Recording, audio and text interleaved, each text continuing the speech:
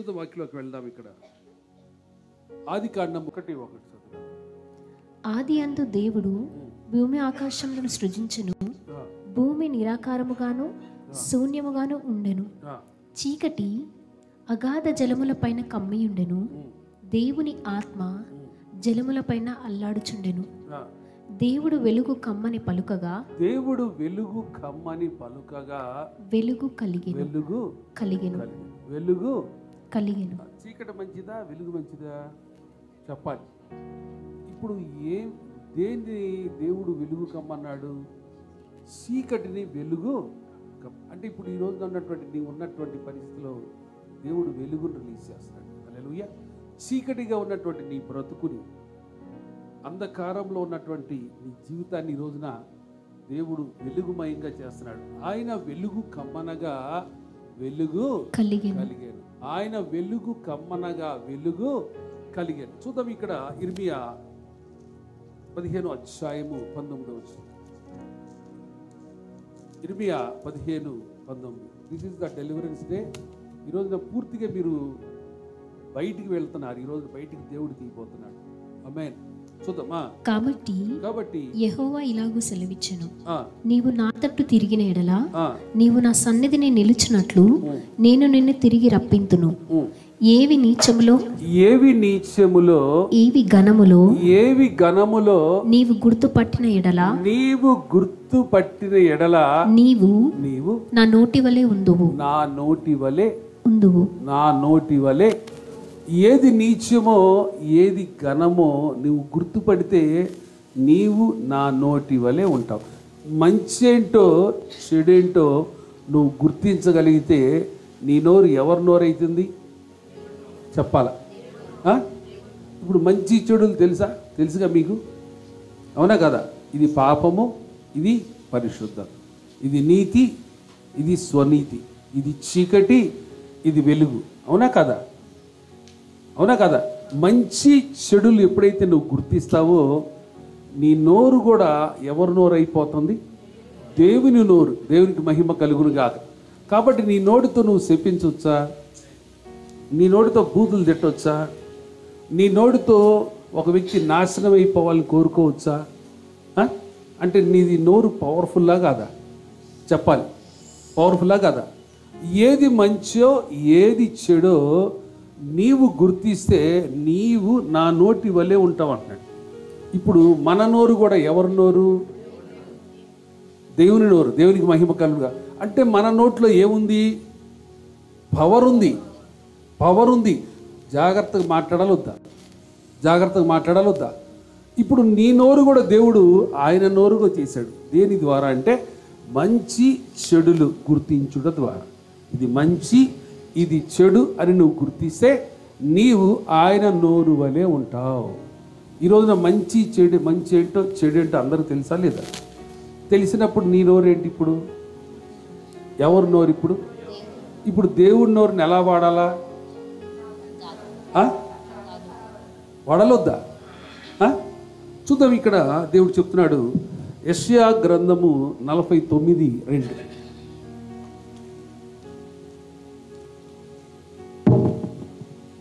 నా నోరు వాడిగల ఖడ్గముగా ఆయన చేసి ఉన్నాడు. నా నోరు. ఇప్పుడు మన నోరు ఏం చేస్తుంది? ఖడ్గము నరికేస్తుంది. అంటే చాలా జాగ్రత్తగా మాట్లాడాలి వద్దా? చెడు నరకాల, మంచిని ఏం చేయాలా? మంచి జోలి పోవడానికి వీలు లేదు. ఇప్పుడు నీ ఎదుట ఏ నెగిటివ్ ఉన్నా దాన్ని నరికేసేటువంటి సామర్థ్యాన్ని దేవుడు నీ నోట్లోనే పెట్టాడు. ఇప్పుడు నువ్వు ఏది విత్తుతావో ఆ పంట కోస్తావు. నీ నోట్లో ఏం పెట్టాడు? పవర్ పెట్టాడు. నువ్వు విత్తినది ఏం చేస్తావు? 100% కోస్తావు. కాబట్టి నువ్వు మంచి విత్తుతావా చెడు విత్తుతావా చెప్పాలి? మంచి విత్తాల. దేవునికి మహిమ కలుగునుగా. ఇప్పుడు నీ నోరే. Your future is in your mouth. నీ నోట్లోనే నీ ఫ్యూచర్ ఉంది. Your development is in your mouth. నీ డెవలప్మెంట్ కూడా ఎక్కడుంది? నీ నోట్లోనే ఉంది, అవునా కదా? నీ నాశనము కూడా ఎక్కడుంది? ఇప్పుడు ఎవరి నోట్లో? నీ నోట్లో ఉందంటున్నాడు. నా నోట్లో లేదు, నేను ఆల్రెడీ అయితే బయటకు వచ్చాను. ఇప్పుడు ఈరోజు మీరు కూడా బయటకు వచ్చేసారు. హల్లెలూయా. ఈరోజు నుంచి నోటిని జాగ్రత్తగా వాడాలా వద్దా? వాడాలా వద్దా? దేవుడు ఇక్కడ చెప్తున్నాడు, దేవుడు వెలుగు కమ్మనగా వెలుగు కలిగాను. ఏవి నీచములో ఏవి ఘనములో మనము గుర్తుపడితే మనము కూడా ఆయన నోటి వలె ఉన్నాం. మూడోది ఆయన చెప్తున్నాడు, మన నోరు వాడిగల రెండంచుల ఖడ్గముగా ఆయన చేసి ఉన్నాడు. అంటే నెగిటివ్స్ ఉంటే నరికేసేటువంటి ఖడ్గముగా మన నాలుకని నోరుని పెట్టాడు. దీన్ని వాడుకోవాలి. ఇక్కడ చూద్దాం, ఇక్కడ దేవుడు చెప్తున్నాడు సామెతలు 18వ అధ్యాయము 20 నుంచి 21 వచ్చింది. ఒకని నోటి ఫలము చేత వాని కడుపు నిండును. నీ నోటి ఫలము చేత నీ కడుపు నిండింది. బాగినండి, అర్థమైందా? నీ నోట్లో నుంచి ఏదో వస్తున్నావో దాన్ని బట్టే నీ కడుపు నిండిద్ది. ఒక మంచి విత్తుతున్నావా, దాన్ని బట్టి నీ కడుపు నిండిద్ది. నోటి ఫలము చేత ఒకని కడుపు నిండును. తన పెదవుల ఆదాయము చేత వాడి తృప్తి పొందును. చూడండి, పెదవులు ఏం తీసుకొస్తాయంట చెప్పాలా? ఇప్పుడు నీకు జాగ్రత్తగా నీ పెదాలను వాడుకోవాలి వద్దా? అసలు నీకు ఆదాయాన్ని తీసుకొచ్చేది ఏంటి? ఎవరి పెదాలు? వెరీ గుడ్, నీ పెదవులే నీకు ఆదాయాన్ని తీసుకొస్తాయి. నువ్వు మాట్లాడాలా? ఫెయిత్ స్పీక్స్, విశ్వాసము మాట్లాడు. విశ్వాసం ఏం చేస్తుంది? ఈరోజు నుంచి నువ్వు కేల్కతం దుకాణమా, నీ నోట్లో నుంచి నెగిటివ్ అనేది నీ నోట్లో రావడానికి వీలు. నీ నాశనానికి కారణం నీ నోరే, నీ అభివృద్ధికి కూడా నీ నోరే. నోటి దూల తగ్గించుకోవాలి వద్దా? చెప్పాలా? నోటి ఏం దూలది? దూల. ఈ దూల అనేది పోవాలా. అర్థమవుతుందా? ఎప్పుడైతే ఈ నోటి దూల నుంచి నువ్వు బయటకు వస్తావో, దేవుడు ఇక్కడ చెప్తున్నాడు, ఇక్కడ ఒక్కని నోటి ఫలము చేత వాని కడుపు నిండును, తన పెదవుల ఆదాయము చేత వాడి తృప్తి పొందును. సరే, అమ్మ అంటానికి దానికి నీ అనే అక్షరం కలిపితే ఎంత డేంజర్, చంపేస్తారు. అవునా కదా? చెప్పాలా? కాబట్టి జాగ్రత్తగా నువ్వు give respect and take respect. ఇప్పుడు నీ ఫలము ఎక్కడుంది? My fruit is in my mouth. నీ ఫ్యూచర్ ఎక్కడుంది? My future is in my mouth. అవునా కదా? నీ డెవలప్మెంట్ ఎక్కడుంది? క్యాష్ ఎక్కడుంది? ఈ డబ్బు ఎక్కడుంది?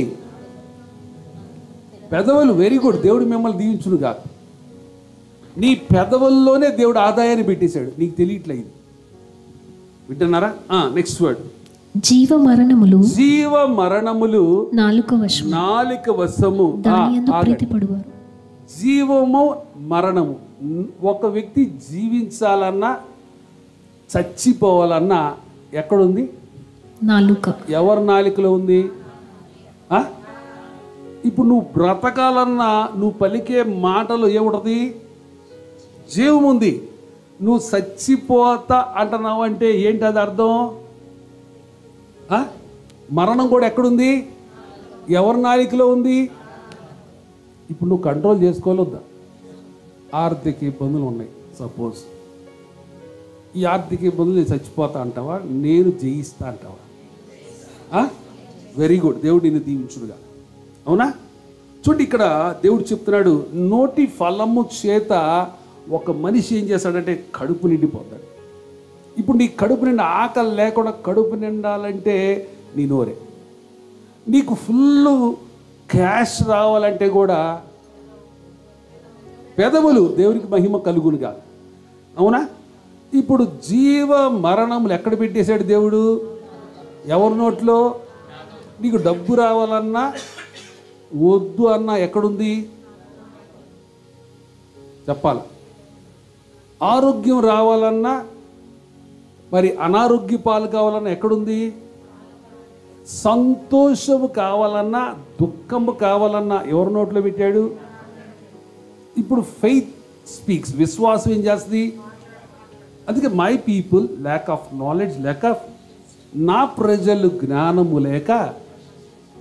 అర్థమైందా? ఇప్పుడు భార్య దొరికిన వానికి ఏం దొరికింది? మేలు. అయితే బైబిల్ ప్రకారం ఏం చెప్తుంది? మేలు అంటున్నాడు. చూడండి బాగా రండి. ఒక భర్త అంట పెళ్ళైన కొత్తలో మై హెవెన్ అని పెట్టుకున్నాడంట. ఏం పెట్టుకున్నాడు? నా పరలోక రాజ్యమా అని పెట్టుకున్నాడంట. ఆ అమ్మాయి పేరు పిచ్చెక్కిందండి జనాలకి. ఇదేంద్రా బాబు. కొద్ది రోజుల తర్వాత కొంచెం ప్రేమ తగ్గిందంట. తర్వాత ఏం పెట్టాడంటే మై వైఫ్ అని పెట్టాడంట. ఏం పెట్టాడు? వైఫ్, భార్య అని పెట్టాడంట. ఇంకొన్ని రోజుల తర్వాత ప్రేమ తగ్గిందంట. మూడోది మై నైఫ్ అని పెట్టాడంట. ఏం పెట్టాడు? కత్తి అని పెట్టాడు. ఇంకొంచెం ప్రేమ తగ్గిందంట. ఇంకొంచెం ప్రేమ తగ్గేటప్పుడు మై హెల్ అన్నాడంట. నా నరకం అని పెట్టుకున్నాడంట.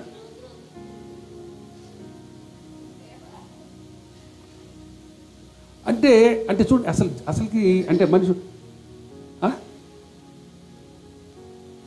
ఈ చేతితోనే గోరు ముద్దలు పెట్టావి, ఈ చేతితోనే ఒళ్ళు బగలు కుట్టావి. ఏంటి అసలు అది? అర్థమైందా? ఇప్పుడు న్యూ ఫ్యూచర్ ఎక్కడుంది? నీ ఆదాయం ఎక్కడుంది? జీవ మరణములు ఎక్కడున్నాయి? ఇప్పుడు భూమి మీద నువ్వు ఫలించాలంటే టోటల్ ఆశీర్వాదాన్ని ఎక్కడ పెట్టాడు? మరి ముఖ్యమంత్రి వర్యులు నేను సీఎం అవుతా, నేను సీఎం అవుతా, నేను సీఎం అవుతా, పోలీసులు తీసుకెళ్తుంటే కూడా నేను సీఎం అవుతా అని సీఎం అయ్యాడా లేదా? ఇప్పుడు క్రైస్తవుడు ఏమిటి? నీకు జ్ఞానం కావాలా వద్దా? నేను జయిస్తా, నేను జయిస్తా, జయిస్తా, జయిస్తా, జయిస్తా. నాకు అపజయం లేదో మాట్లాడాలా, మాట్లాడాలా. అర్థమైందా? నువ్వు ఫలించి అభివృద్ధి చెంది విస్తరించి భూమిని నిండించి దానిని లోపరుచుకో అంటాడు దేవుడు. అవునా కదా? Ask lord wisdom. అందుకే నా ప్రజలు జ్ఞానము లేక ఆయన మీతో చెప్పునది చేయుడు. ఇప్పుడు చూద్దాం 1వ తెస్సలోనిక 5వ అధ్యాయము 21వ వచనం. 1వ తెస్సలోనిక 5వ అధ్యాయము 21వ వచనం.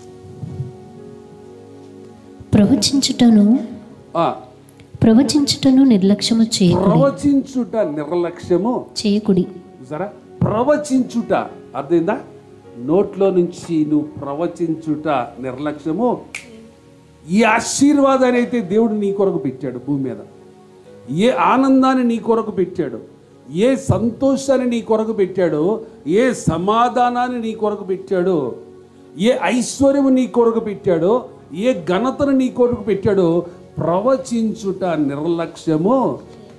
ఇప్పుడు నీ నోరు వాడిగల 2 అంచుల, నీ నోటి ఫలము చేత నీవు తృప్తి చెందుతావు, కడుపు నిండిద్ది. నీ పెదవుల ఆదాయము చొప్పున నువ్వు తృప్తి చెందుతావు. జీవ మరణములు నాలిక, వాటి యందు ప్రీతి పడువాడు ఏం చేశాడ? దాని ఫలము తిందురు. దాని ఫలము తింటాడు. అర్థంట? నువ్వు ఫలము తినాలంటే నీ నోరే. అవునా కదా? నీ ఆశీర్వాదం నువ్వు అనుభవించాలంటే నీ నోరే. నీ సంతోషాన్ని నువ్వు అనుభవించాలంటే నీ నోరే. చూడండి బాగురండి, కొత్త కాన్సెప్ట్ పరిశుద్ధాత్మ దేవుడు ఇచ్చాడు. చూడండి, సపోజ్ నీకు ఉద్యోగం పోయింది, నాకెళ్ళి చూడాల, ఉద్యోగం పోయింది, సంతోషంగా నాకు ఉద్యోగం పోయింది అంటావా? చెప్పాలా? అంటారా? అనాలా? అర్థమవుతుందా? ఇప్పుడే బంగారం తాకట్టు పెట్టి వచ్చా అంటావా? అని సంతోషంగా చెప్తావా? చెప్పాలి, చెప్పు, కానీ నువ్వు చెప్పాలి. ఇప్పుడే ఇల్లు తాకట్టు పెట్టా అని సంతోషంగా చెప్తావా? చెప్పాలా? క్రైస్తవుడు. అర్థమవుతుందా? నువ్వు చెప్పేవంటే పాస్ అయినట్టే. దేవునికి మహిమ కలుగునుగా.